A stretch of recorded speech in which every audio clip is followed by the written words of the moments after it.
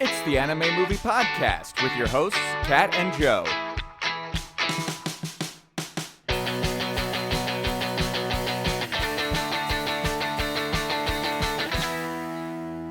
Hello, everybody. Welcome to another episode of the Anime Movie Podcast. We are your hosts. I'm Joe Welke. I'm Kat Hamilton. And today we are reviewing, discussing, reacting to the 2019 film Ride Your Wave, directed by Masaaki Yuasa, who has directed some of our favorites, Lou Over the Wall and The Night is Short, Walk On Girl. And he comes back heavier than ever with Ride Your Wave. Do you think we can get a lot of marine metaphors into this podcast? Oh my God, there's so many aquatic metaphors in this movie. It's a lot. Yeah, it's a lot. Yeah. This movie is insane. This is an insane movie. Yeah. This is, I was going to say it's a rom-com, but it's not very funny. I mean, there's funny elements to it, but it's moments. More like tragic Yeah, I mean, because there's like amusing moments. And then there's, like in a comedy, you might get some really uncomfortable moments that are awkward and it becomes funny, but they don't really play into that in a way that they could.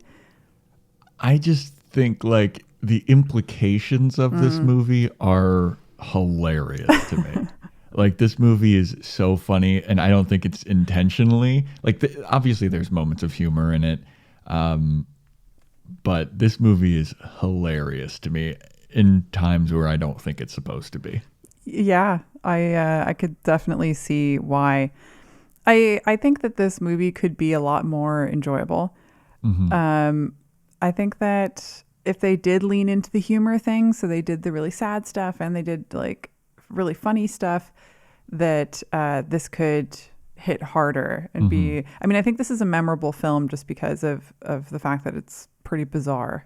It's very bizarre. And it's also, it's there's a lot of conversations you can have around some of the concepts in this film that would be very interesting to find out how people would feel about. Yeah, I mean, as a whole, the movie is about like grief and despair and losing loved ones, moving and how on, you deal with that, and the coping mechanisms that you apply to your own life. And boy, oh boy, does this movie have some bizarre ass ways of coping with the loss of a loved one. Should we do a non-spoiler synopsis, I guess? Yeah. You get into spoilers pretty quickly talking about this film at all. Yeah. But I guess, I mean, like, even like the tagline and the non-spoiler synopsis on Wikipedia or IMDb, like if you Google this movie, they'll tell you basically the entire plot. Yeah. Well, kind of.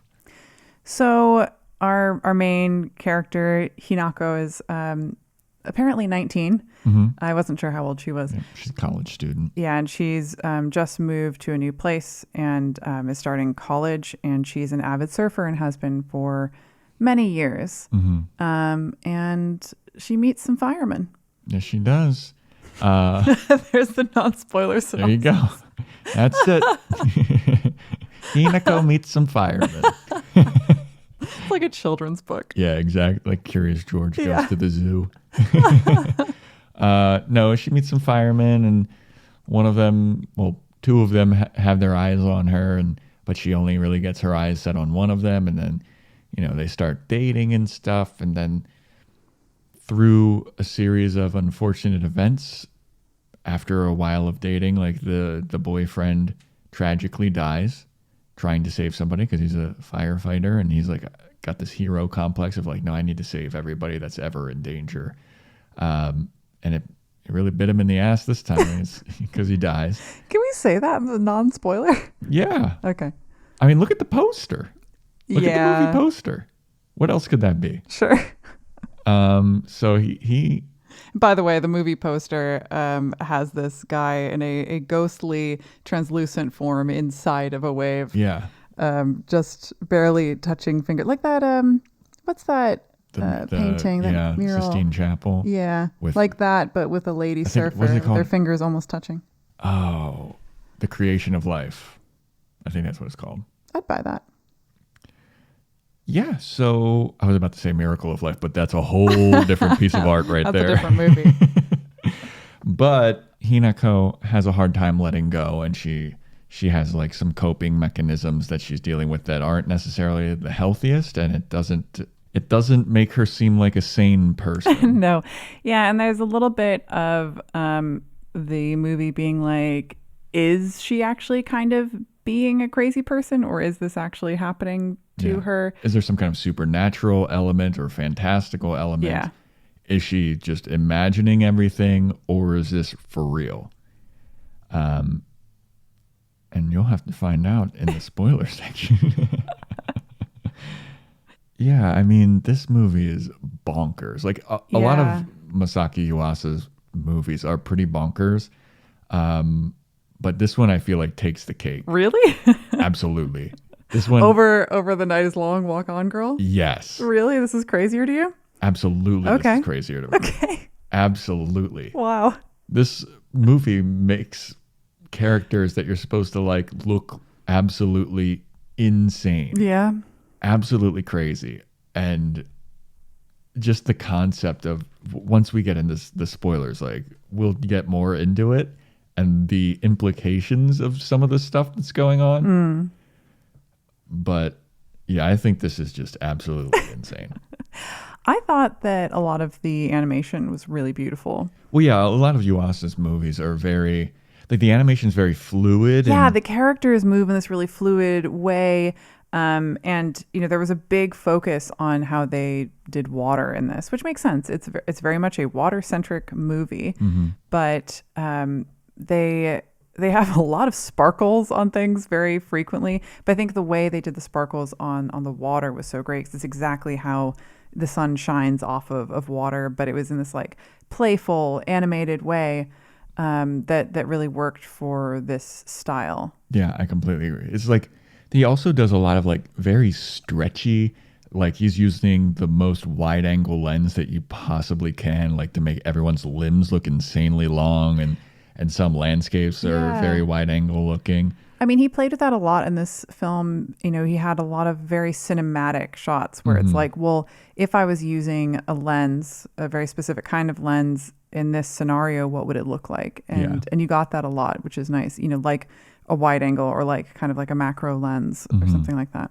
Yeah. And I mean, it looks good. It's very colorful. It's very bright and kind of dreamy at certain points, because there's like flashback scenes and it looks like an old Polaroid, like a Instagram filter that they threw on there. Yeah. And there's a really nice moment when it kind of reminded me of like something I do in like a Marvel film, where they have characters in two different rooms separated by a chute.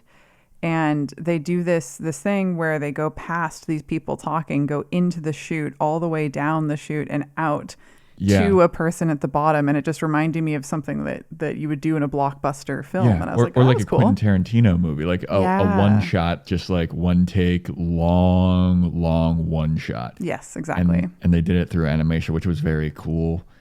So yeah, like the animation in all of this dude's movies are it's very fun. Like everything is very whimsical, very fun.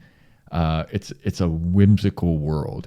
And we've talked about Night is Short, Walk On Girl. Walk On Girl.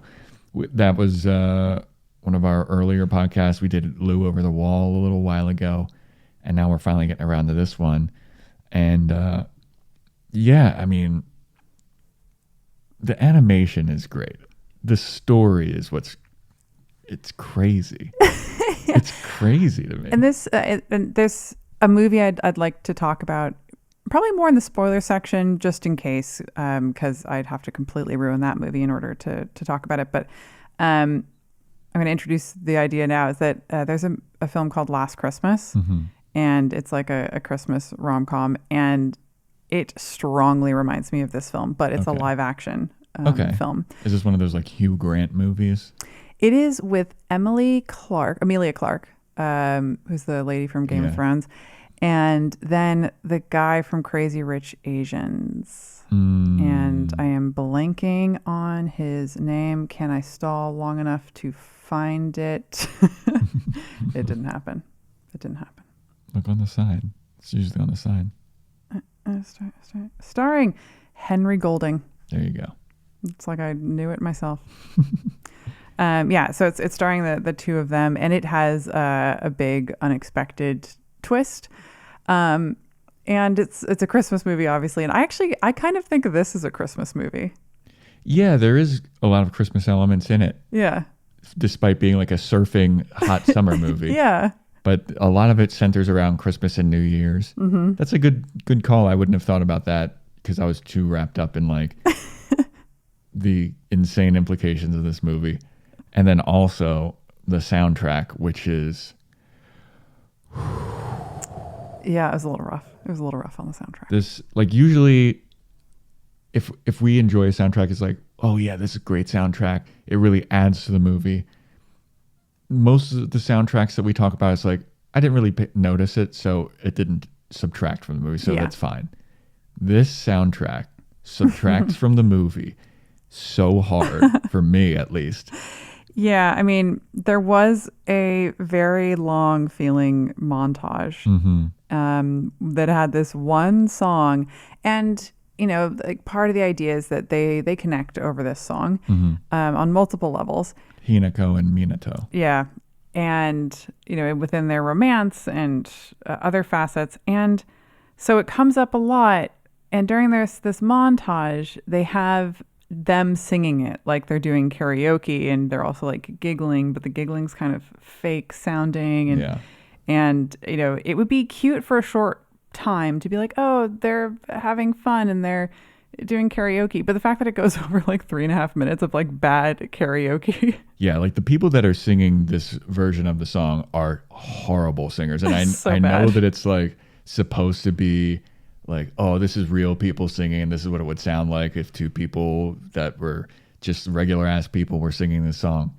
But it is excruciating. Like the montage that Kat was just talking about, I know that it couldn't have been more than 4 minutes, but it felt like 50% of this movie. Like, it was so long and the singing's so bad. And then that song just keeps recurring and coming up throughout the entire movie, and it's the same bad singing throughout the entire movie, and it was grating. Yeah. You know, there's an editor recently who was telling me that, you know, you either want your music to be, you know, like you said, not noticeable, or your editing to like, you don't even notice that editing's happening because it just, you know, feels like it should be there and it's part of, you know, what you're watching. And then there are times to draw attention to it. And, you know, you should be doing it in a way that's like, look how good this is for this moment. And if you're going to make like the song such a big story point, it should be good. It should be pleasurable to the ears. Yes. And this just was so not Definitely pleasurable not. to the ears. No. Like it was grating. My ears were not awful. pleasured. And I get that it was like a meaningful song between them, and it's sweet. The sentiment behind it is incredibly sweet. Adorable. I love that. But the renditions, the performances were just so awful. And I couldn't get around it. And then it just kept happening. It's like you think that this is going to be the last of it when you get that 4-minute montage at least. And then it just keeps hammering you in the head. And it's just so bad. Yeah, that definitely hurt this movie. I think another thing that hurt this movie was not a lot of character development up front. It's like if you blinked or looked away for a little bit, you would completely miss the entire backstory of who she was or why she was there. Yeah. You know, and I think that usually in rom-coms you see, you know, you see the single lady, living her life, and you saw a little bit of that where they're like, being a single woman's so hard, you'll get splashed by every truck. Like, I notice that, like, single women in rom-coms will always get splashed by a fucking truck as it goes by. Which I didn't know was actually a thing that happened because I only ever saw it in movies. And then I lived in a place where it rained all the time and it happened to me. And I was like, oh my God, this actually happens. Yeah. How do you not think that I grew up in LA. Like, I wasn't in a pedestrian place where it rained a lot. And then I lived in the UK and I got splashed by a lorry. Yeah, those are not It happens. fun. Actually happens. So you see a little bit of that, and it's this, like, hard knock life being a single girl. But you usually would also get, like, interaction with the shopkeeper, and who becomes like a side character. So you get a little bit of an idea of their, personality. Mm-hmm. I just felt like you don't really empathize with these people very quickly, or they don't focus on that, but that you have to kind of get into their relationship pretty quickly in order to build that so that you can have the rest of the story be meaningful. But it's like when they were getting together, I didn't really care about either of them. Yeah, I was also a little confused at the beginning who the main character was supposed to be. Yeah. Because it focused on Hinako a little bit, and it did not focus on Minato as much in the beginning, and it focused on another character named Wasabi.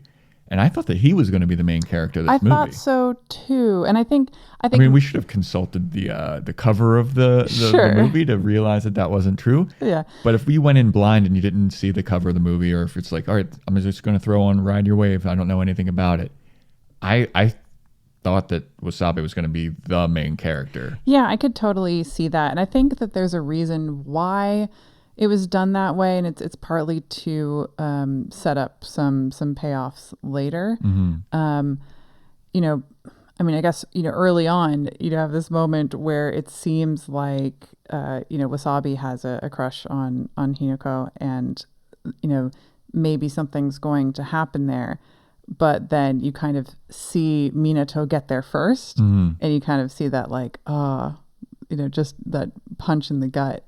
Yeah. And then you see that relationship form. So you almost have this moment where Wasabi could have been, her boyfriend if Minato hadn't, like, stepped in at exactly the moment that he did.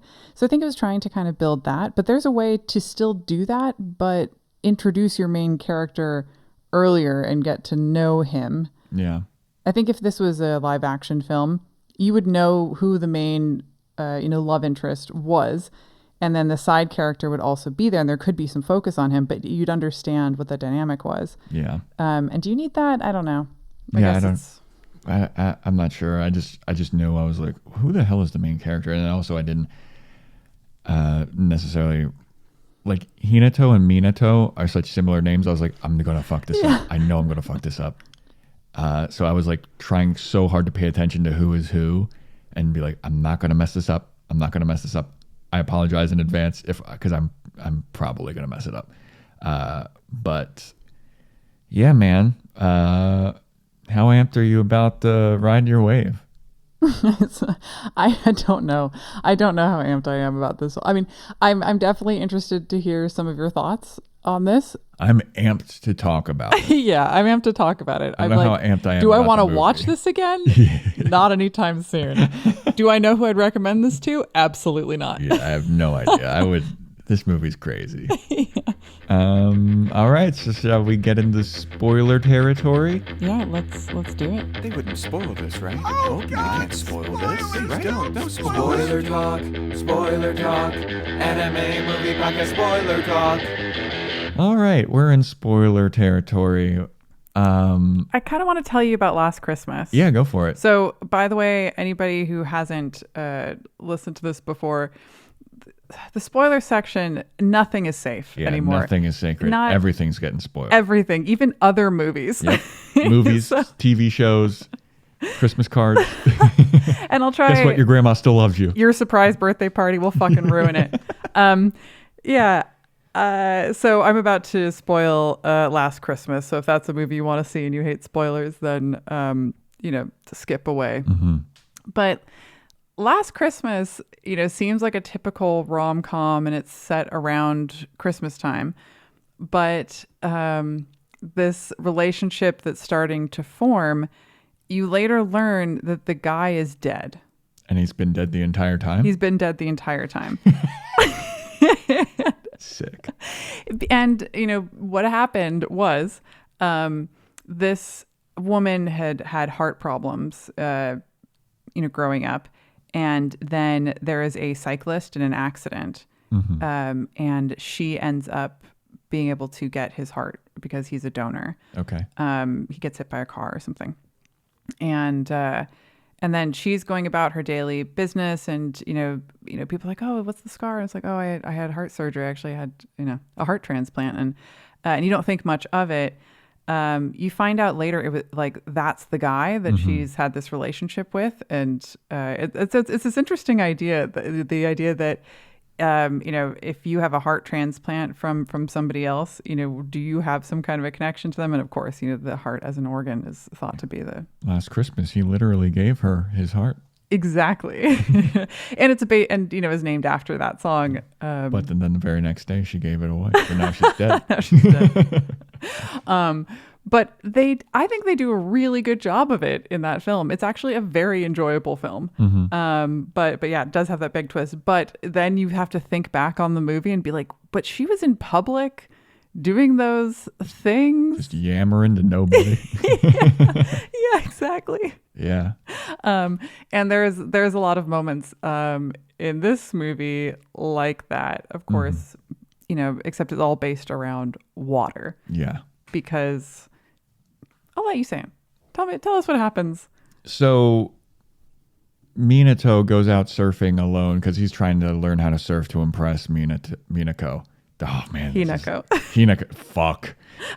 Oh man. Minato is trying to learn how to surf to impress Hinako. Because she's like this master surfer and she's kind of trying to teach him how to do it. And he wants to secretly get good at it to impress her. So he goes out alone one day and he's surfing and he does this crazy aerial trick and it's awesome. And he's like, oh, this is great. Also, it's snowing. Yeah. And they make it this thing about like, oh, apparently the best waves are after a fresh snow. Yeah. I don't know if that's true. If it is, write in at the anime movie podcast at gmail.com. They just done a cute Christmas thing in a camper van. That was all very romantic van life. Yeah. So he just did this awesome surf trick. He gets back to the shore and he's like, man, I am killing it. And he's texting Hinako. And as he's texting her, he looks up and he sees that there's a couple of jet skiers on the waves. And one of them kind of plummets and he doesn't know how to swim or something. He needs help. And because Minato is a firefighter and his whole character is like, somebody saved me when I was a kid. So it made me want to get a job where I help and save others. So he sees that this jet skier is out on the water. Out on the water. Oh, God. And he sees that this guy is drowning. So he's like, I got to go save him. I'm a good swimmer now because of all the surfing that I do. So he goes out there and he's not as good a swimmer as he thought he was because Minato dies saving this person. So then... Unclear exactly how. Yeah, how did he die? Because the guy is saved. He saved the guy. Yeah. I mean, I had a friend... hypothermia? I had a friend who got pulled out in a riptide when we were kids. I wasn't there, but he and his brother were pulled out and their stepdad went out and got the older brother back and then went out again for the younger brother and neither were ever seen again. So... But the dad and... The stepdad and my friend. Yeah, I mean, but like if you get pulled out, into a riptide, you might be found days later. You might never be found. So I don't quite know how you just die there and then in the moment. But yeah, it's a little bit unclear. But the day before that, they just like hit you over the head with like how fucking in love these two people are. And I mean, he basically just asked her to move in with him. And he's the least commitment phobe millennial I've ever heard of in my entire life. And he's just like, when you take my last name. And she's like, I don't know if I'm ready for this. And he's like, no, we're together forever and ever and ever. Well, And then literally the next day. He's a Gen Z. He's a Gen Z. He's You're 21 right. years old in this movie, Yeah. 2019. So he's Gen Z. Okay. So yeah, then he kicks the bucket and Hinako finds out and she cannot handle it. It's a devastating loss, obviously. She seemed more commitment phobic than he was. Oh, 100%. But then, she can't surf anymore. It makes her too sad because that became, their thing. Well, it's also like everything that they used to do together, they were going to all these different cafes and coffee spots. And anytime she has coffee now, it reminds her of him. She can't have eggs anymore because it reminds her of him because they had eggs a bunch of times. And especially surfing and going to the water because that's how they basically met. That was their first date. And that's where they spent their most time together. Yeah. So she moves. She doesn't even want to look at the water. And then someday she's near water. I don't know. I don't remember where. Well, Minato has this little sister that Hinako gets introduced to, and her name is Yoko, and she is a sourpuss. She is the most heartless person. They're like, you're great, you speak your mind, you're blunt, and she's just a bitch to everyone and anyone, and she's super heartless when, after Minato dies, and she yells at Hinako for being about to cry into her coffee. She's like, you're gonna make it taste bad. What the fuck's wrong with you? He's gone. Don't worry about it. It's really bizarre. But then she starts singing under her breath the song that they sang together. And he seems to appear in her glass of water next to this coffee that she was about to cry into. And then she goes, Minato? Which to the two people sitting with her, which is Wasabi, his best friend, and his little sister, and they're both like, are you okay? What? She's like, I see him in the water. Yeah. And so she's singing this shitty rendition of this song. And she keeps doing it because whenever she does it, that's when Minato appears in water. So that's where you just keep hearing the song over and over and over again. Yeah. But then, so Minato keeps appearing in any form of water that's nearby. So she carries around a water bottle with him in it. He had an inflatable beluga whale, and she fills it up with water and starts singing the song, and he appears in the beluga whale. Oh God. And then she just starts dragging this giant inflatable beluga. It's not a beluga whale. It's a finless porpoise. Something along those lines, yeah. Because they're both big fans of that. And she's dragging around this thing in public and talking to it and having coffee with it and riding the train with it and just doing everything with it. And to anyone else around, because it's established that no one else can see Minato in this thing. Anyone else that sees her dragging this giant inflatable porpoise around must think that this girl is absolutely out of her mind. And if Minato was any good as a person, he would stop appearing for this poor girl's sanity. Because yeah, I mean they kind of go into that a little bit. Yeah. Because they have, some Casanova help her onto her feet when she falls over, and he's just watching I can't touch her. Yeah. This man can. And, that you kind of see it sink in for him that he's like, I just live literally in a bubble, a porpoise shaped bubble. And, there's the love of my life, but I can't actually be with her. Yeah. And his thing too was also I'll always be there to help you. And now he can't help her. Yeah. Because his whole character is I'm a savior to everyone. But also you have to imagine that giant porpoise thing filled with water. It'd be fucking heavy. Heavy as fuck. That's what I was just about to say. But she's a surfer, and surfers are super muscly. They're super jacked. Okay, very fair. But it's also human size. It's taller than her. It's taller than her, and it stays upright all the time, and she's just dragging it around it doesn't just slosh on the ground. I got to there taking like fun creative liberties with it, but that has to be so damn heavy. And everyone, like, eventually Wasabi brings it up to Yoko, like, Yeah. I think something's up with Hinako. She's acting absolutely insane. And Yoko's like, what are you even talking about?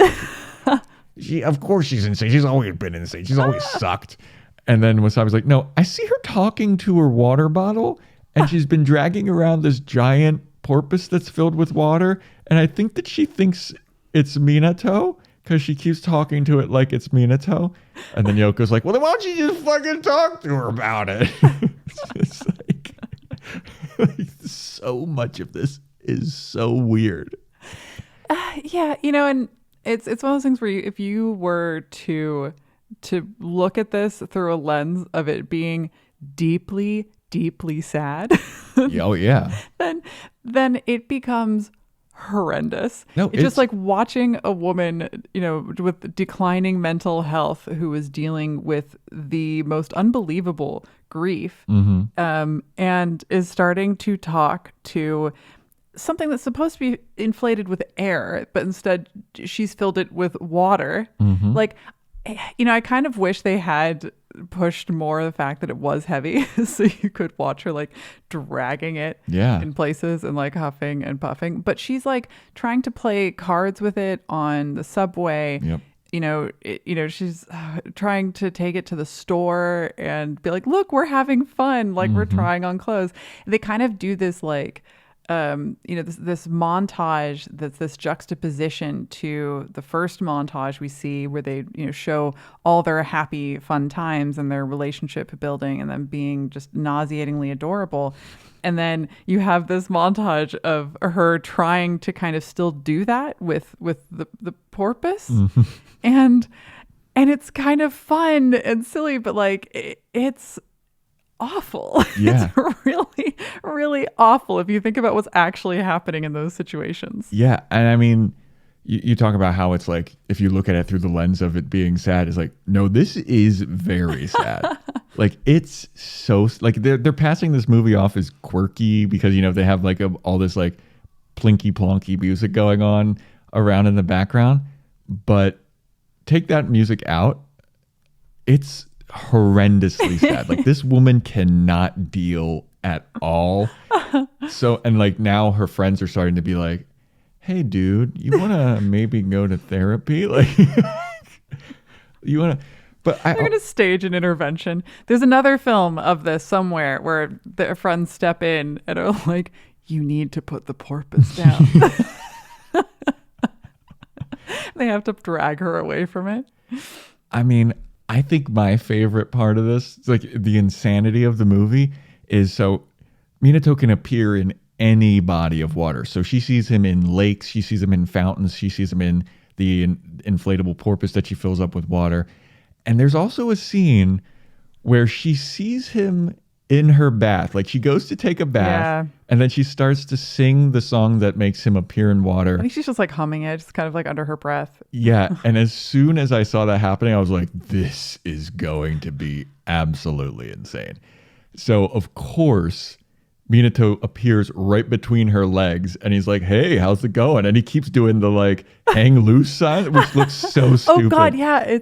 Yeah. Every time he appears, he's got this like, hey, what's up, bro? Like, hang loose. So he appears in the bath between her legs and then she looks down and she's surprised, but she knows that this is what happens. Yeah. She jumps out and she's like, you're a pervert. But it's like, we already saw them two like have sex in the movie. But it's also like, what did you expect to happen when you're singing that in the bath? And as soon as I saw her be like, I'm going to go take a bath, I was like, oh boy, we're about to watch a different movie now. And It's just going to appear in her butt or something. Oh my God.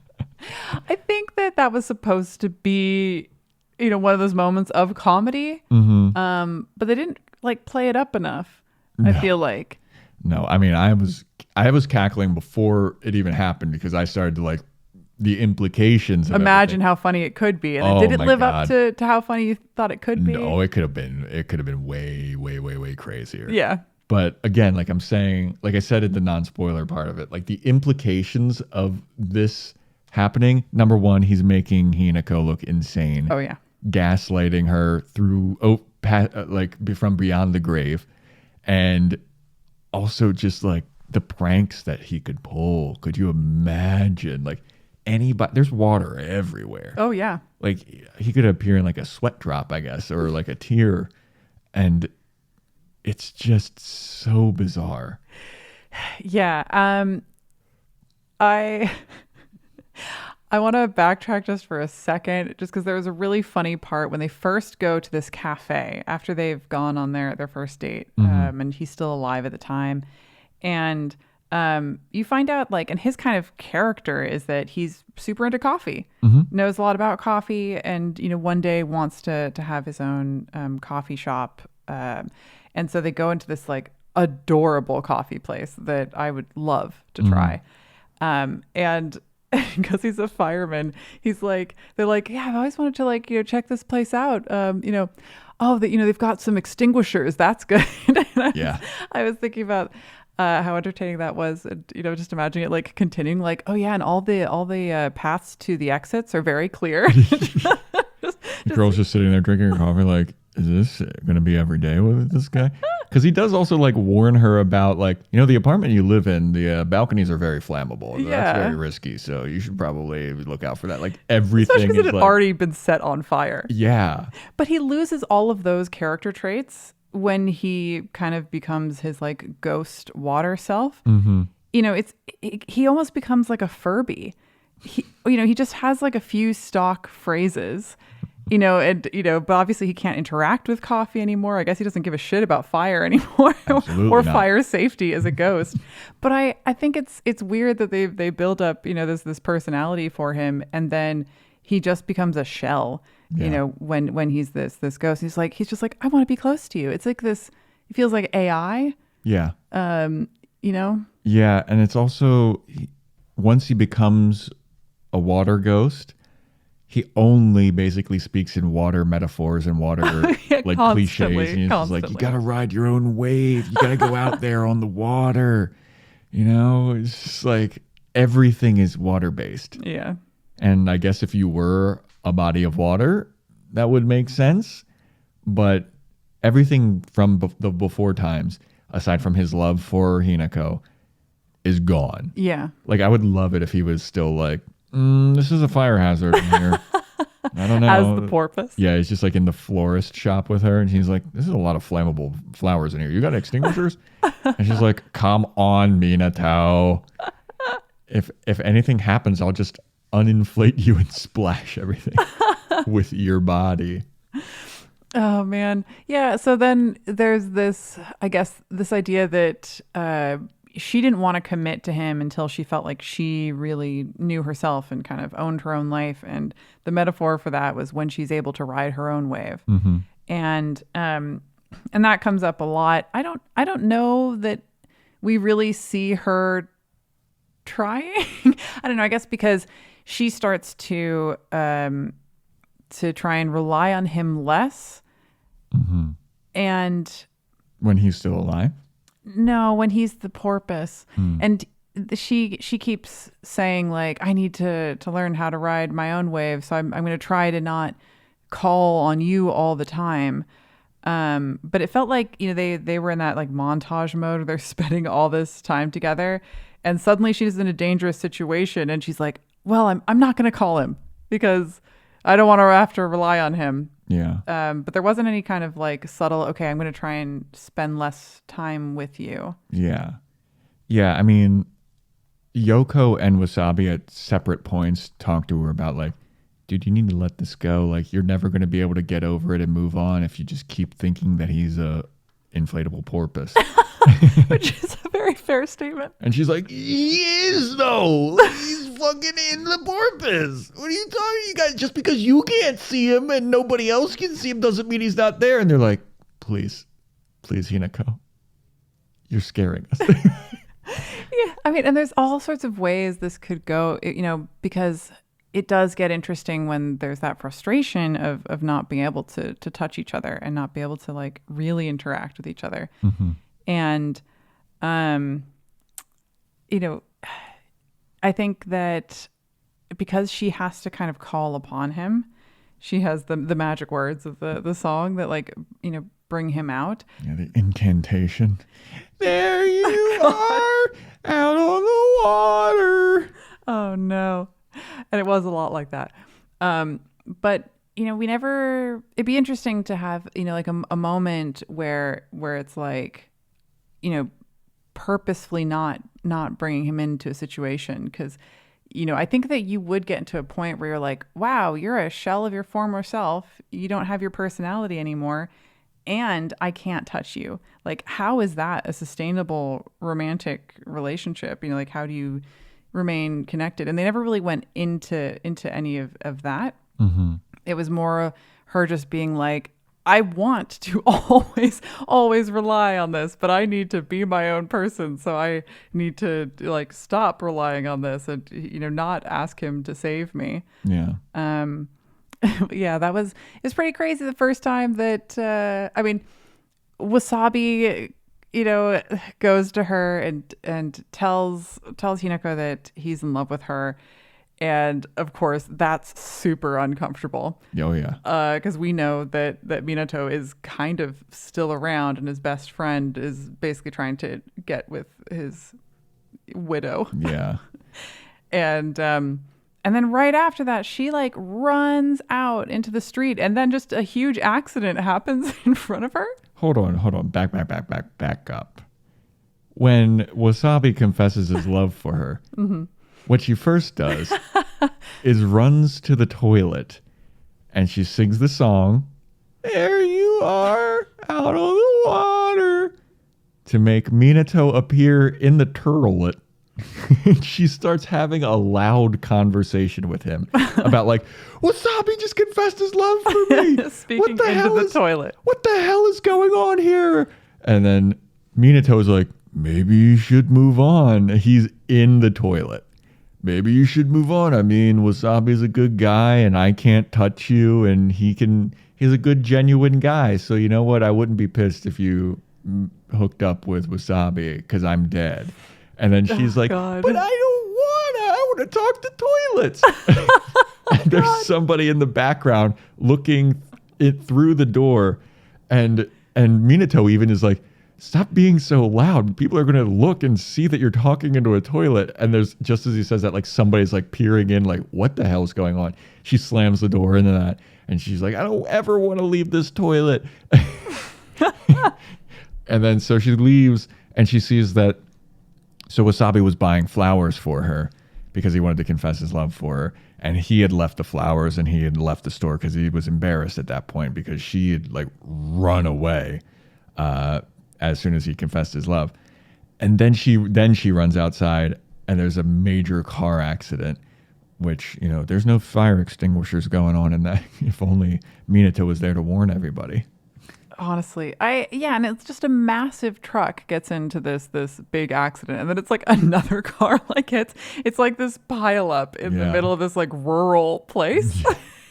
and you've already seen this girl go through a fire, so it's starting to just look like she just gets into disasters. Absolutely. And then she's like, no, I'm not going to call upon him to help. And then she does, and then it seems like, this massive pillar of water comes out of, this is like on a bridge over a river or something. And this massive pillar of water like comes out of the river and then just like extinguishes the fire. But there's also firemen have just arrived and they're like still like, well, I'm still going to, I've got the hose out. So I'm just going to. Might as well just spray some stuff. Yeah. But yeah, when she's like reluctant to call, well, she isn't even reluctant to call him out. Wasabi shows up and she's like, I can get Minato to save them. Minato can save them. And she's telling Wasabi to go save them. And he's like, dude, it's too dangerous. And then she's like, I'll go save them then. And he's like, no, it's too dangerous. Like, I'm a firefighter. You're just some surfer girl that works at a flower shop. She's like, Minato would do it. Minato would try and be like, yeah, and that's why he's dead. That's what I thought Wasabi was going to say. Like, she keeps saying Minato would do it. Minato would do it. And Wasabi, like, it's number one, insulting to Wasabi. She's like, you're not a real man. Minato would do it. And he's just like holding her back like, oh, God. Right?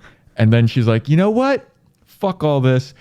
Here you are out on the water. I keep trying to move away from the mic when you start doing that, like it's going to stop the noise or make it like I'm trying to move away from you, and I'm wearing headphones. Yep.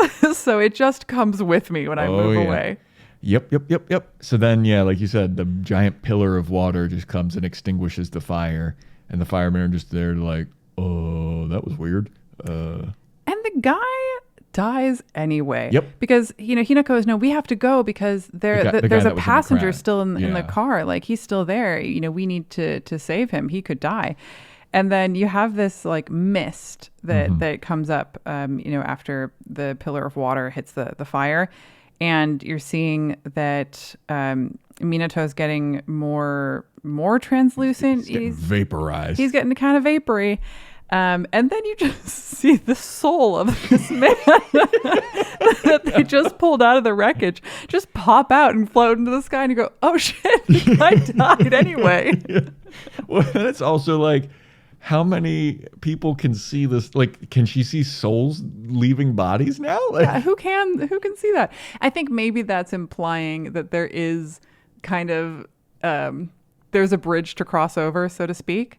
okay, yeah. And I think that's building up to later in the film when he does sort of cross over finally. Yeah, because when he starts to get vaporized in the fire, she's like, oh, if I do this in a fire, he'll never come back. Maybe. But like, why? Also, you don't know how the magic works yet. Yeah, I know. Why did you just jump to that conclusion? Like, I think she started to see him go, and maybe she could see the other soul. I don't know. But I think that she started to see him vaporize and was like, oh shit, I think he could like die yeah. again. You could double die. He could double die. He could get double dead. And it's actually super creepy. I mean, a lot of this is actually very creepy. It's but insane. It's insane. But the next day, you see the porpoise and it's like really deflated. And it's very sad. And then she's like, okay, I'm just going to fill it up with water. Everything's going to be okay. He's still going to be here. Like, everything's going to be fine. And then she sings the song at the porpoise and he appears, but like, he seemed like a corpse. Yeah, he's like tired. Like, ugh. But he didn't make any noise. She was talking to him. He wasn't moving. His head was down. You couldn't see his eyes. He was just kind of floating in the water. It's just really disturbing. Yeah, dude. And I was like, oh my God, is she just going to keep calling him back? And now he's just going to be like that? Yeah, he's just going to be horrifying. like staring at the visage of his dead body. Right? Double dead body. Double of his, maybe it's 1.5 dead at this point. He's not quite double. Oh God. And he does start talking to her again. Yeah, well then also after that point, everything that he's telling her too is just super depressing. Like, you've got to move on, dude. Like, I can't touch you. I can't really be with you. This is hurting me knowing that I can't, like, he's grappling with his own post-mortality mortality. Yeah. And he's like, I can't do this. Like, His I can't, non-existence existentialism. yeah, he's like, I can't love you the way that I want to love you, but I want to love you, but this sucks. Like, Yeah. I'm a prisoner because you keep calling me back. And she's like, no, you're not. Everything's great. Everything's fine. Everything's fine. Well, you're in a giant inflatable thing. And he's like, dude, you've got to let go. Everyone's telling her, like, you got to let go. And then she's like, all right, fine. Maybe I should let go. Maybe I should ride my own wave. But she's still harboring those feelings and wants. And it's just so painful. There's a nice almost like choreographed dance sequence when he kind of creates a pillar of water in her hot tub, in her shower, and somewhere, and he kind of pulls her in, so to speak. He can't actually touch her, but she goes into the water with him, and they're kind of swimming around each other, and they're like about to kiss, and he kind of turns into bubbles, and they're about to hold hands, and again, her hair, hand just goes through the water, and it's this nice moment to be like they are trying, and they're like trying to stay connected, but you can see that it's just not there anymore. Yeah. And it's sad. It's really sad. I mean, this is a very sad movie. Like, there's certain points where it's like, wow, that is so sad. But then it gets like the tension and sadness gets cut by just the harshness and brutality of Yoko. Oh yeah, his little sister, Minato's little sister. Yoko is such a brat and awful person. Like Yeah. when they first visit Hinako after Minato dies to like drop off some of his belongings to her, like from the get-go, Yoko's like, hey, here's some of my dead brother's stuff. You want any? God. You want any of it? And then Hinako's just like staring there. She looks at it and she's sad. And she's like, are you still fucking sad about that? Like, he died like yesterday. Why are you so sad? She's just so harsh towards Hinako. Unnecessary. Even Wasabi's like, take it easy, dude. Do you have zero emotions aside from anger?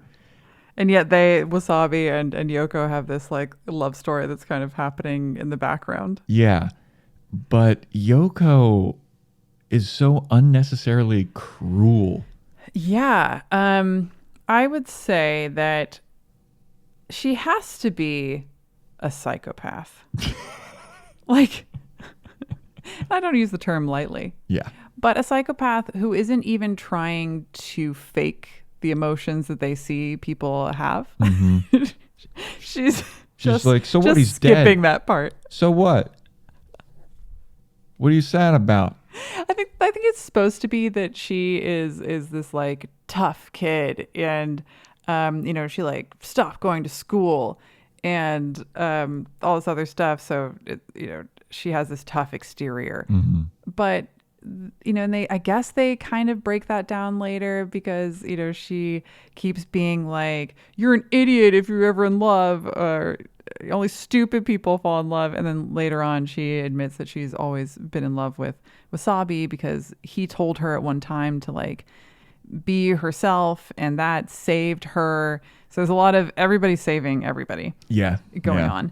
And I guess they're trying to be like, oh, but she doesn't want to seem vulnerable or have feelings, and so she's always this like tough person. But I think when you have that, you will also have a moment where you see that person be genuinely vulnerable and see like, oh, the reason why they're so harsh is because they hurt even more than you think that they might or anybody else does.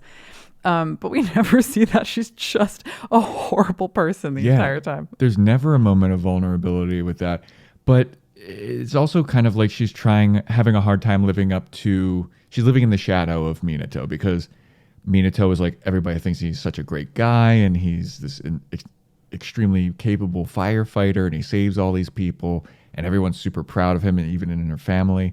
But there's a scene where Hinako visits his room and like the shrine dedicated to him after he dies, and she gives this whole speech about like, everyone thinks that my brother was like the super suave, super cool guy, but nobody saw behind the scenes he was a harder worker. He was working harder than everyone, and he worked super hard. His room was filled with books and instructional things. She tells this really sweet story about how like he had to take care of her. The reason why he can make so many eggs so well. He was bad at cooking, but for some reason he had to cook for them because their parents were gone. So he YouTubed it, essentially. Yeah, and he learned how to do all this stuff, and he became a very capable person, and nobody knew that because they just assumed that he was great at everything, but he worked very hard at it. And then her thing is like, and that's tough because I don't want to work hard. And people don't respect me the same way they respect him, and that's fucked. Yeah. It's like, what? You have done nothing to deserve anybody's respect. Exactly. I was like, is this the moment? You're not even nice. Yeah, she's so mean to everybody. Like, why would anyone respect you or like you or want to be within 10 feet of you? You suck. And she gets a job at the version of the coffee shop that Minato and Hinako used to go to. Mm-hmm. She gets a job as a waitress there, and she's the meanest waitress. She's an awful waitress. She's like, I worked here because my brother wanted to run a coffee shop, and I want to like give his memory an honor or something like that. But anytime we see her at the coffee shop, she's like, boss, I'm taking my break. Boss, I'm clocking out early. And she just leaves. Like, she doesn't ask for permission. She just does it. It's so, her character is so crazy. And she's just like slamming menus on the table in front of Hinako when she goes in. Yeah. And then she's like, hey, here, this is what's on the menu. And Hinako even gives her a compliment like, wow, you're really good at this. And she's like, are you being sarcastic? What's wrong with you? It's like, how are you supposed to be likable ever? So should we talk about the finding out that it was Hinako who saved Minato back in the day, and she found out when she went to his room. Yeah, I don't understand how anyone could have thought that was like a twist. Because at the beginning of the movie, Wasabi and Minato are watching Hinako surf, and they do it every morning apparently. And Wasabi's like, man, that girl is so hot. I want to be with her. I want to get with that girl so bad. And then Minato's like, that girl's my hero. And then like 2 minutes later, he tells the story, his origin story of like wanting to be a hero. He's like, because somebody saved me when I was a little kid. I was out in the ocean and somebody saved me from drowning. And that person has always been my hero. And it made me want to be heroic and save people. And at that moment, it's like, oh, it's that girl. That's a really cute gender swap as far as like typical stories go. There's an anime that I was really into as a kid called Revolutionary Girl Utena. And that's basically her story. Is it that she gets saved by a prince, and so she decides when she grows up she wants to be a prince, and so she becomes a tomboy and she does all these things. And that's kind of what he has going on a little bit, but it's kind of nice to have the hero be a lady. Yeah, and it's also kind of what like Josuke Higashikata has going on in JoJo's Bizarre Adventure. And he pays homage to his hero by copying his coif, his pompadour haircut. Oh yeah, that's right. Yeah, because he was saved when he was a kid and he had a fever or something. I forgot about that, and that's why he goes so crazy when anybody insults his hair. Yeah, because insulting his hair is insulting his hero. Yeah, exactly. But yeah, like that reveal, it didn't have any impact on me. Yeah. And I feel like everybody should have figured that out. Like, I don't know why Minato didn't tell her. Like, I'm pretty certain it's you. Oh, no, he was certain because he was like, that girl's my hero. Yeah. I mean, I got a little bit confused because at the beginning of the movie, I thought Wasabi had said that. And it's partly because of they were trying to get through so much very quickly, like at the beginning there. But I kind of would have liked it to be hammered home a little bit more, like have the scene that you see a flashback scene later. I would have liked to have seen bits of that throughout the film, or to like start with that. I think that would have been nice to kind of sprinkle in or have this little mystery, because sometimes the first half of this movie felt very slice of life, and I just turned to Joe and I was like, this is just like watching somebody's stories on Instagram. Yeah. Two people who are nauseatingly in love on Instagram, because there's so many sunsets. And so like, we're doing fun, cool stuff together. Look how cute we are. And if you'd had like a little bit of a mystery of this thing, that you could be like, oh, what is that? I think there'd be like a little bit more intrigue there. Yeah. And it also took like 3/4 of the movie to show that flashback of Hinako rescuing Minato. And they showed it in full. Yeah, and by that time I was just like, yeah, who wouldn't have gotten this? Like, who didn't? Like, I get taken by surprise by a lot of things, and everyone in our comment sections are always like, yeah, I knew it, I called it. Like, this is one time where I was like, yeah, I knew that. Yeah. And I'm dumb. Like, and that was not a curveball at all. But it took fucking Hinako by surprise. Like, she was like, what? Somebody saved it. And then she had to like go back and research who it was. And it's like, you would obviously know from Yoko's story about how Minato was saved. Like, you would know that was you who saved him. You'd think so, but you might be like, well, it could be a coincidence. I just want to make sure because that seems so incredible. I'd like to make sure that is what happened. What an incredible coinky dink. Yes. Should we get into talking about our kind of crescendo, or what do you call it? There's a word for it. Cresting, waxing, like cresting, waning. like a wave. Yeah. Climax, turning point. Climax? Yeah. Let's say it's the climax. Let's talk about the climactic scene. We need to talk about this ending. This ending broke my brain so much. It broke my brain to the point of me being like, what I'm watching is absolutely insane. I don't know how I'm going to describe this on a podcast, what I'm seeing right now. So I'd just like to set this up by saying I had alluded briefly in the non-spoiler section to the moment that Minato and Hinako officially met. And it's because somebody was setting off illegal fireworks and her building catches fire and she struggles to, people get into an elevator, which you're not supposed to do. Yeah. And then she sees the staircase and she's like, well, I can't go downstairs because there's fire there. So I'm just going to go up to the roof. So she just goes up to the top and she's got her surfboard with her. And he comes up on this cherry picker. Well, while Wasabi's hoofing it up, this is like a 20-story building because apparently she was on the 12th floor. Like that's where she resided. And she had to run up quite a few floors. She's at least on the 15th floor, which is the roof. Yeah. And Wasabi's sprinting up this thing, and it's kind of like a whoever gets to Hinako first gets her love. Yes. And it's actually kind of, I think it could be played off to be so much more comical because the cherry picker is like just steadily going up. Just easy as pie, and Wasabi's fucking huffing on these stairs. And Minato's just chilling in his cherry picker, and there's just like fireworks going off in the background, and it's this like literally, but also like a figurative moment, like in the meet cute, and she gets on the cherry picker with him, and then Wasabi comes out the door and is like, "Fuck." Oh fuck! He beat me to it. And boy, let me tell you, sparks were a-flying. They certainly were. So then we cut to the end, and Yoko, the jerk little sister, hears these kids coming up with this plan about how they're going to shoot off some illegal fireworks, and she goes into this like detective mode where she's going to grab Hinako, and they're not going to call the cops, which they really should. They absolutely just call should. The cops as these kids break into this like abandoned building and start setting up their illegal fireworks. Well, it's the same kids from the last time, and they're like, we got a better idea this time. The one guy that we were with got picked by the cops, but we ran away.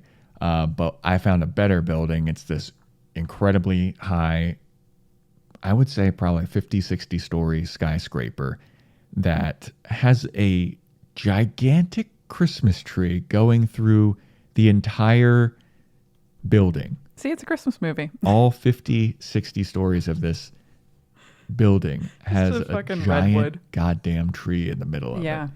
Which would be a very cool building to see. Yeah, I mean, and there's a bunch of graffiti inside of the building. Like, I would love to film something in that building. Oh yeah, I mean, it's like abandoned at this point. Yeah.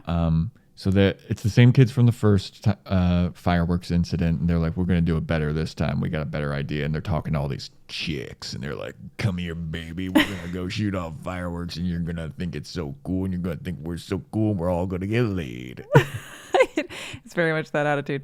And I also turned to Joe at this point and was like, those are the kinds of guys who lead women by the neck. Oh, yeah. Like those dudes who take a C grip, kind of a Lego hand to the back of a woman's neck. Yeah. And will walk with them and seem to like literally like turn their head to make them go in a different direction. Like that's the kind of dudes that these were. Yeah, these are Monster Energy drinking motherfuckers. So they go to the abandoned building, and Yoko and Hinako are following her. And Hinako is even like, all right, I think this is the point where we should call the cops. Yeah. And Yoko's like, no, I got to catch him in the act. And they go all the way up, and then they start shooting off the fireworks. And then Hinako's like, all right, this is enough evidence. And Yoko's trying to record. She's like, no, I need more evidence. I need to see them actually firing, and it's too dark, and I can't see their faces. And then, of course, the building catches on fire. All 60 stories of it immediately. Yep. Like they just start shooting the fireworks off on the inside of the building and they're bouncing all around. Yeah, there's one guy who's really kind of going crazy with it. And he has what looks like a massive pan flute. Like, I don't know what this apparatus is, but it's got a bunch of tubes that are connected to each other. And he's just like, way, like going all these different directions. And then it shows this one firework that just goes like a fucking ping pong ball in all these directions. And then you're like, oh, yeah, now everything's on fire. Cool. Yeah, and one of them grazes Yoko and she's like, ow, the spark, it hurt my leg. I can't move. Yeah. So then the building's on fire and everyone's like, we got to escape. And Hinako is trying to take Yoko downstairs. But again, they can't go downstairs because the fire has engulfed the entire building immediately. And so right before all of this is happening, Yoko had texted Wasabi to be like, hey, this is what's happening. All these people are at the abandoned building. They're going to shoot off illegal fireworks again. So he already had like the tip going in, and then they start to get the alarm. Like, there's a fire at the abandoned building. And they're like, oh, fuck. So all the fire department goes up there, and everything's on fire at this point.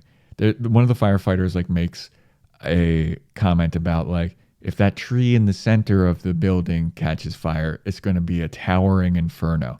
But then immediately after he says that, they show the building and it's already a towering. Oh, yeah. It's just cut to, and the entire thing is aglow. Just imagine a skyscraper. Just the entire inside of it is fire. Yeah. And it looked pretty cool. It did look very cool. But you don't want to be in that motherfucker. Absolutely not.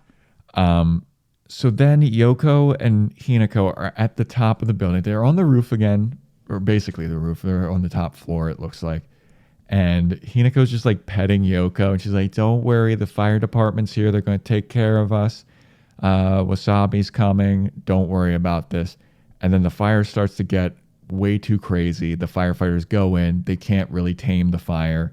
Wasabi's still a very, very bad firefighter. Like we see throughout the movie, like his training, and he's just failing every little bit of fire. Like you would not send this guy out on missions. You know what I mean? Not important ones. Yeah, like a 60-story building. You'd have him do like desk work. Yeah. For the time being, he's like an intern. Yeah. But he's there and he can't handle the hose, and it just like it goes spraying all over the place. And then he has to like wrangle it. And then so at a certain point when the fire gets a little too intense, Hinako's like, you know what? I got to call upon Minato. And I'm worried because if I do that, he'll vaporize and I'll never see him again. And this will be the last time I ever see him. But if I don't do it, everybody in this building is going to die. So she calls upon, here you are, out of the water. I can't escape it when there you do you that. are. I don't like that her motivation is because she's like, but if I keep calling him, he might go away. You know, instead of being like, my character arc is going to start to get over my grief, and then I'm going to be relying on him less. And instead, it's like, I just don't want him to go. So it's just like, anyway. She calls upon him.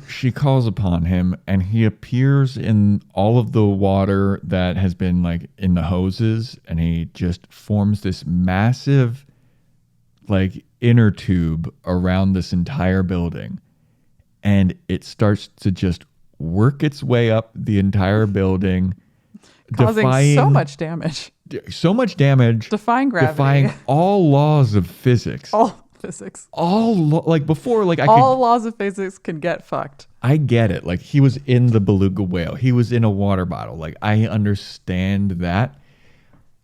I guess he did appear in that giant pillar and like cylinders before that defied laws of physics. But so much water engulfs this entire building, and it just works its way up all 60 stories, extinguishing all the fire. On his way up, he says hi to Wasabi. He's like, yo, what's up, Wasabi? Gives him the hang loose. And this time Wasabi sees him. Yeah, Wasabi sees him. He's like, because he's underwater. And I was like, how are people not going to drown here? Well, also, not only that, everyone's underwater. There's like 15 firefighters in this. When they see this water coming up, they start to, float to the top of the ceiling. Then they start to swim out to the outside of the building. I got very worried about that. Me too. They go to the outside of the building, look down, see that they're, 30, 40 stories up. And they're like, oh, motherfucker, what's going on? then they like start to travel up with Minato, but then they can't hold their breath for that long, so they have to swim back into the building and wait for the water to like rise above the ceiling. So then they just like slam on the ground or whatever from the ceiling. And then at some point, for some reason, the water is going through somewhere and picks up a bunch of things like that you would. What are those? Are those like they're like stretchers? They're stretchers that the firemen have, right? It's yeah. the kind that don't have any like wheels or anything. Yeah. It's just like a kind of a plank. Yeah, that happens to be kind of surfboard shaped. Very much like a surfboard. So then it finally gets to the top of the building, and by the way, Hinako was very specifically told by Minato to never go to the roof during a fire. Yeah. He's like, next time, try to get to the ground floor. And she's in a situation again where she's like, I'm going to try to get to the roof again. So at this point, Hinako is comforting Yoko, and she's like, don't worry. I sang the magical song. Here you are, out on the water. And your brother's coming to save us. And Yoko's like, the fuck are you, dude? What are you talking? My brother's dead. Sure enough, like Hinako is like, you're gonna see your brother in a couple seconds, so don't worry about it. So then water engulfs the entire top of the building, and sure enough, Yoko turns around and Minato's there, and she's like, "What the? You weren't lying." With his hang loose sign. Oh, he hang loose her so bad. Hey, what's up, Yoko? You know, maybe you should stop being such a bitch. And he's in such a great mood. Oh, he gives them one of those surfboard like stretcher surfboard things. And he's like, save my sister like you saved me. Let's have like a little callback right now. Yeah. And we thought that they were already on the roof, but apparently they weren't. Not because quite. They have to go up like 4 more stories. And on the way up, Minato's telling Hinako like, hey, we're going to get to the top of this building, and once we do, all of this water that I've been summoning to the top is going to come crashing down. So you're going to have to ride that motherfucker down the entire 60-story building, just like it's a wave. Don't worry about it. It's just like surfing a wave. And I was like, I know you've been talking this whole movie about riding that wave. Here is your chance. Now you got to ride literally your wave. and metaphorically. And as soon as he said that, I was like, oh, Hinako's going to splat on the ground. She's going to have to surf down this building and also defy all gravity and physics, surf down this building, and then what when she gets to the ground? And then what? I mean, like the terminal velocity by the time the water is going, it's going to be going real fast. Dude, dropping a bucket of water from that height onto somebody, I feel like that could just destroy them. Like this is like a tidal wave coming down. Yeah, essentially it would be. But it's magic water. Yeah. We're forgetting it's magic water. Yes. The idiots we are. So we get to the top, and it's like very much like that moment when you're on a roller coaster and you've been riding up the giant slope up to the top, That and like then you tick. Yeah. And then you get to the top, and then you just like see over, and you look down. You have just a one moment to take it in. You look down from their vantage point, Yoko and Hinako's vantage point, and they're towering over the entire city. You see all of these lights just sparkling away, and Hinako's like, all right, time to fucking surf. Meanwhile, Yoko's on the board with her. Like, she's curled up in a ball between Hinako's legs, and then Hinako's just fucking shredding this wave all the way down the building. She holds hands with, almost kind of hold hands. They kind of pretend to hold hands. With Minato, who's still like guiding the waves. There's points where it looks like they're not going down, straight down. It looks like she's going like out into the city. And I was like, trying to understand the physics of what's happening. Oh, don't try. And so she does a couple aerial tricks on the wave as she's going down. That was the funniest thing to me. It's like, you're in so much peril in this situation. And yeah, these are magic waves, But also, just these, she's just like, I'm just gonna do a little flip right now. I'm just gonna, I'm just gonna see, how rusty I am. See if I can still do a couple of my old tricks right now. Yeah, because she hadn't surfed in forever because she couldn't stand the sight of water at that point. Exactly, because surfing was too sad, and here's her moment. She's saving, Minato's little sister, who doesn't even deserve to be saved. No, she sucks. And she's back on the surfboard. She is riding her own wave. Blah blah blah blah. But yeah, she's just doing these flips. I didn't understand. I would be focused on just trying to stay alive and get the sister down with me down to the ground. And she does almost go into the wave for a second, almost falls. She almost falls off and away into just empty space.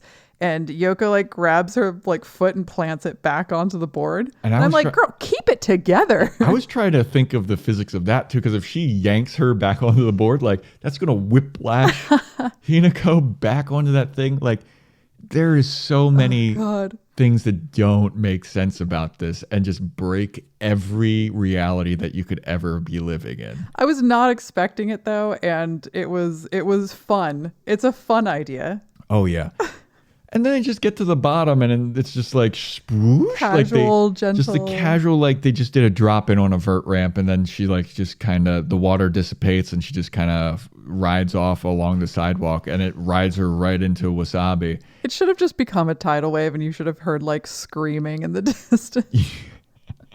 Car horns and alarms going off. And then she hands Yoko to Wasabi, who's holding her not even fireman's carry. He's just got her in his arms like he's walking across a threshold or something. And then she's like, everybody look up into the sky. There's Minato. He was looking out for us. And then Minato dissipates and vaporizes while hang loosing both hands later, bros. You're welcome. I was like, this dude is such a douchebag. I think the funniest thing about that hang loose sign situation is this guy was not a surfer before. Mm-hmm. He got taught how to surf at 21. He's 21 years old apparently. And he's just picked it up and just been this is the coolest sign. He's clearly been this is what surfers do, right? So now I do this. Yeah. But I will always do this. Even after I die, I'm doing this in your vision. What's up, bro? Unbelievable. And then where do you go from there? Well, where do you go from that insanity? I thought that was the end of the movie. I thought that was going to be it. There's a little bit extra. Yeah. So after all this insanity, Hinako is celebrating her graduation from lifeguarding school because she took the initiative to ride her own wave, and she wanted to help save people too, like Minato did. So she was like, the way that I can do it, I'm a strong swimmer, I'm a great surfer, I'm very familiar with the water, I can save people as a lifeguard. So if I would have been there when Minato was drowning or whatever happened to him, I could have saved him. So I'm going to make it my mission in life to save people. But she also is very fucking terrible at it from what we see. So then they're celebrating her graduation from that at this restaurant. And it's around Christmas time. So it's been about a year since Minato died. And Wasabi and Yoko are now dating. Yoko is just as unlikable as she always has been, but she's in love now. So she's 25% more likable. She's softened. Yes, a little bit. So they're all happy about it. And, Hinako now can cook a little bit of eggs because she's like, I'm learning just like Minato learned. I'm riding my own wave. I've never seen a film with more omelets. So many eggs. And watching omelets being made.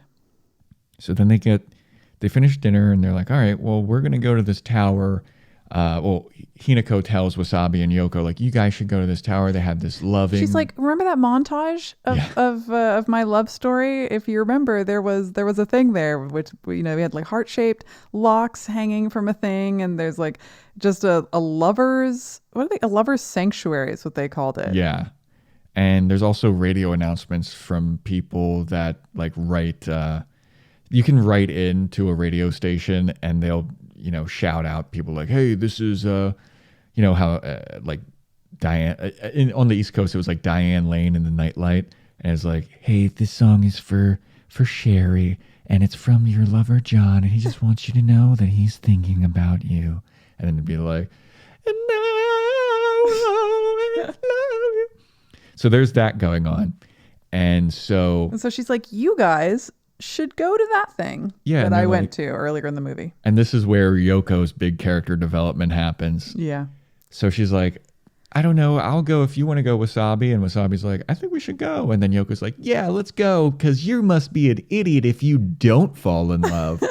And we're like, wow, what a 180 for her. Yeah. So they go off into the distance to go run to this radio tower. And we see Hinako standing near a little fountain. God. And she looks down into the fountain and she's like, one more time for old time's sake. There you are, out on the water. And nothing. Yeah. Minato does not appear. He has been fully vaporized. He has passed on. Because the whole thing was like, he can't pass on to the afterlife and go to heaven until she lets go of him. Yeah. It's the typical, like, if you love it, you got to let it go or whatever. But she looks down at that puddle and she's like, he really is no longer with me. This is very sad, but you know what? I'm living with this. This is what's best for Minato. And I think I finally have the will to move on. And then... oh my God. She looks up my God. at the building, the radio tower. And the guy over the radio goes, this next one goes out to Hinako.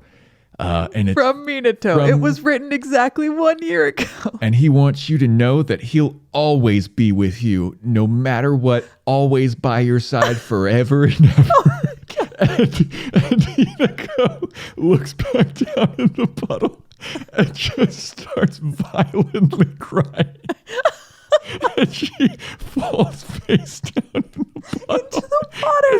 She falls face down into the water. Like,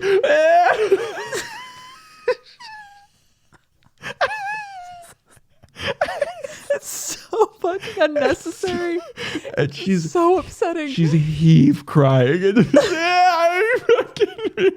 a fucking ball in 2 inches of water. And then it goes back to show the radio tower. And I was like, is the movie over? That's the most brutal fucking ending of a movie I've ever seen.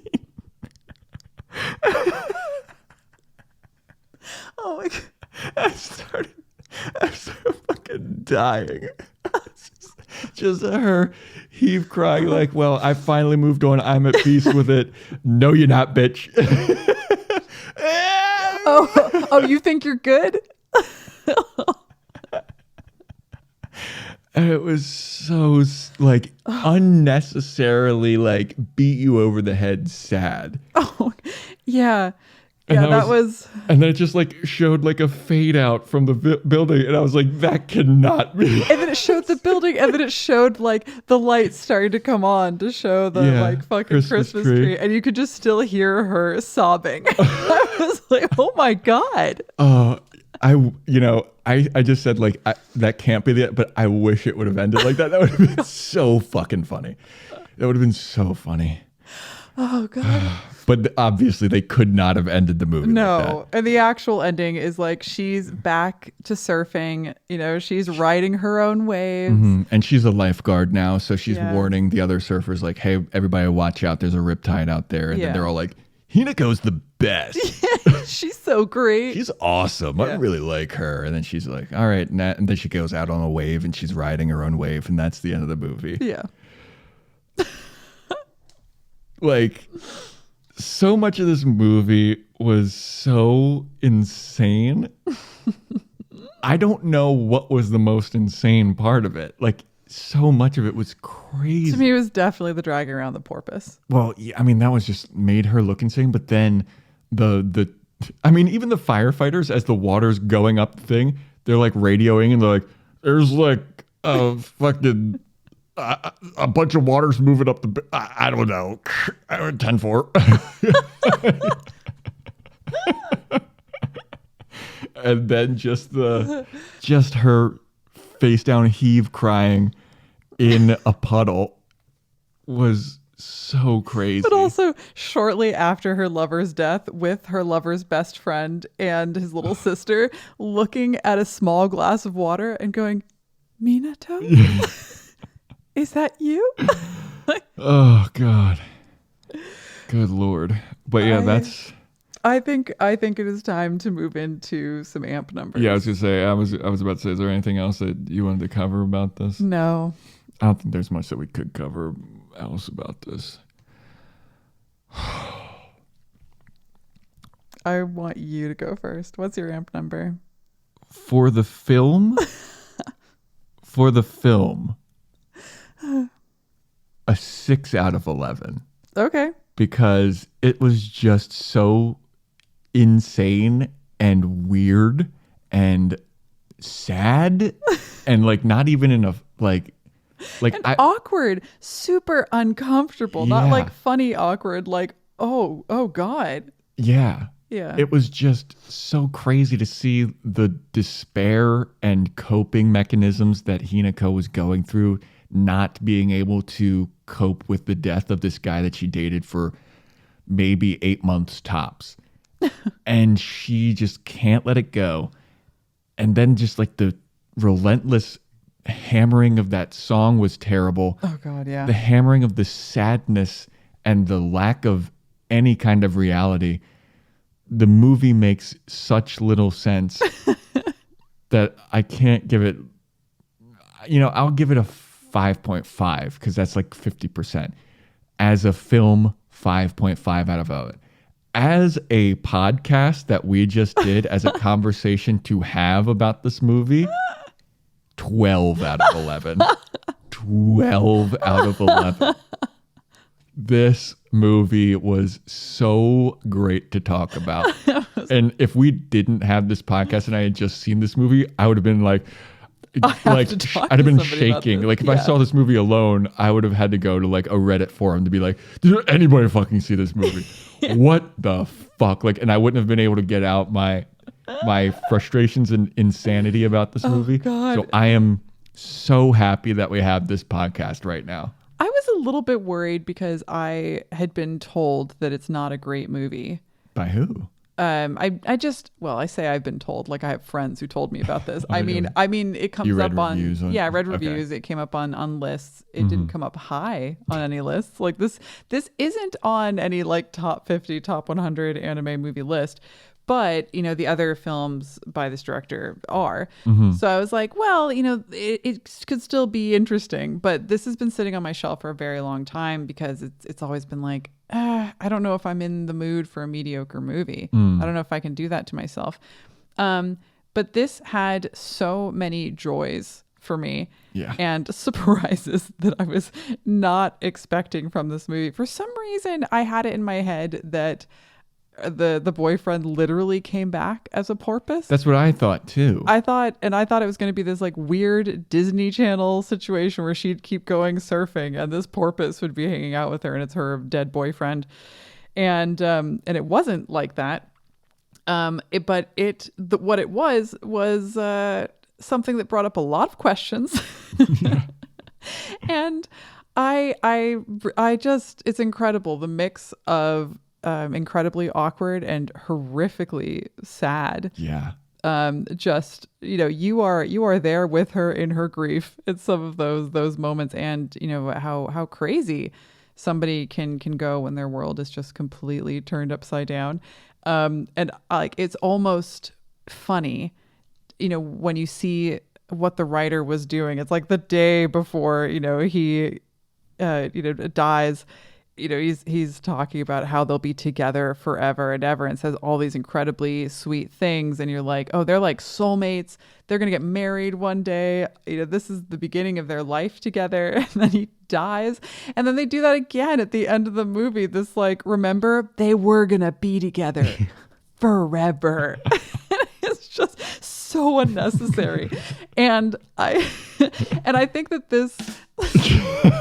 I think this movie misses the mark on some things that could make it a way better movie. Yeah. which, you know, would be more characterization in the beginning, more interesting, you know, supporting characters, playing up the comedy of some of those awkward situations that could kind of lighten the tone. It's a weirdly light movie where you have all these bright colors and there's some bubblegummy aspects of it. But what it's dealing with, the material is so fucking dark. And it's fascinating. This is a fascinating movie in a way that I did not expect it to be. Same. But that doesn't mean it's a good movie. Yes. So, yes.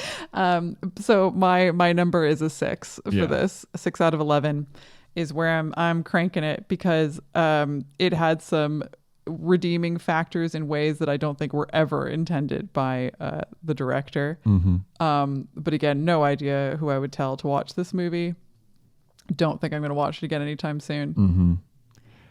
You know, we do some video podcasts, we do some audio podcasts. This one just happened to be like an audio one because, you know, the video podcasts are super hard to edit. They take a long time, and it's kind of a pain in the ass, especially for Kat, because she like does all the audio syncing, and I just like kind of add in clips and everything.